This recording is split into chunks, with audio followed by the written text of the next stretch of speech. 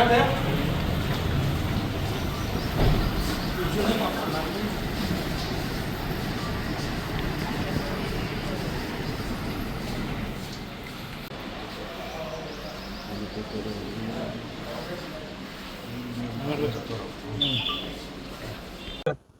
રાખ. જી સાહેબ, પૂર્વ કોર્પોરેટરને ખેડા એલસીબી લાવવામાં આવે શું છે સમગ્ર બાબત?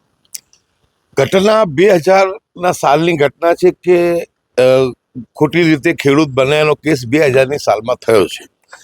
કોઈ માણસ ગુનો કર્યો હોય, આરોપી હોય, એની સામે ગુનો રજીસ્ટર થાય, પોલીસ એની ધરપકડ કરે, એની સામે કોઈને પ્રશ્ન હોય નહીં.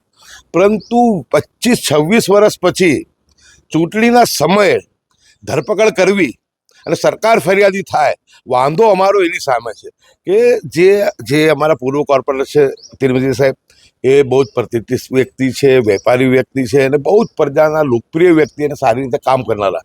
જ્યારે હવે ચૂંટણીના ફોર્મ ભરવાના ગણતરીના 3 દિવસ બાકી રહ્યા છે, એવા સમયની અંદર સરકાર દબાણથી, હું માનું છું કે આ લોકશાહીની હત્યા છે.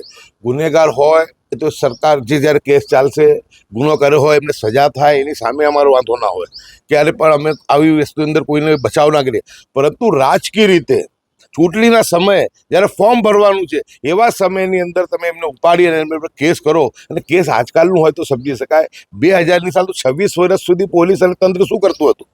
26 વર્ષ પછી કેમ તમને 3 દિવસ ફોર્મ ભરવાના બાકી છે ત્યારે જ આ વસ્તુની યાદ આવી? એટલે બિલકુલ આ જે છે લોકશાહીની હત્યા છે, સરમુખત્યારશાહી, અને ખોટી રીતે એક ઉમેદવારને ઉમેદવારી કરતા રોકવા અને ચૂંટણીમાં ના જીતે એના માટેના પ્રયત્નો છે.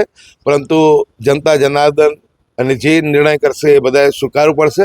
અને આજે આ બાબત અમને દુઃખ છે કે 26 વર્ષ પછી ઓચિંતો કર્યું, પહેલાં પણ કરી શકતા હતા અને પછી પણ કરી શકતા હતા, પરંતુ આ જે સમય પસંદ કરવામાં આવે છે એ બિલકુલ સાબિત કરે છે કે કિન્નાખોરી સાથે ચૂંટણી લડતા અટકાવવા, લોકશાહીની હત્યા કરવા માટે એમની ધરપકડ કરવામાં આવી છે.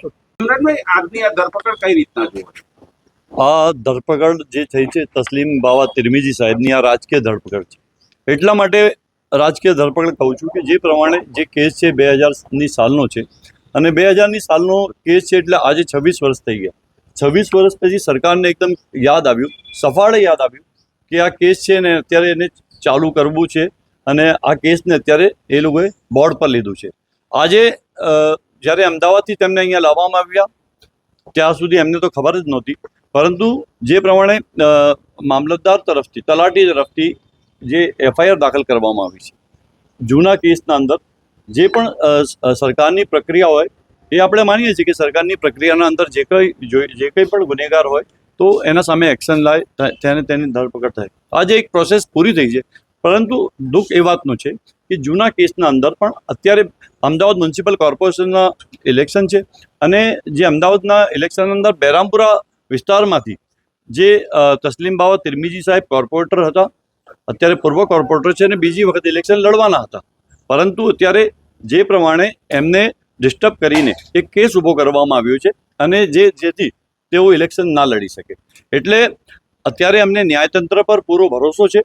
ન્યાયતંત્રના અંદર જે પ્રમાણે જે કોર્ટના અંદર જે કાર્યવાહી થાય, ને જ્યાં સુધી અત્યારે એક કોઈ ગુનેગાર નથી, જ્યાં સુધી ગુનો સાબિત ના થાય ત્યાં સુધી જે એમની પ્રોસેસ છે, સરકારે એની પ્રોસેસ પૂરી કરવાની હોય છે.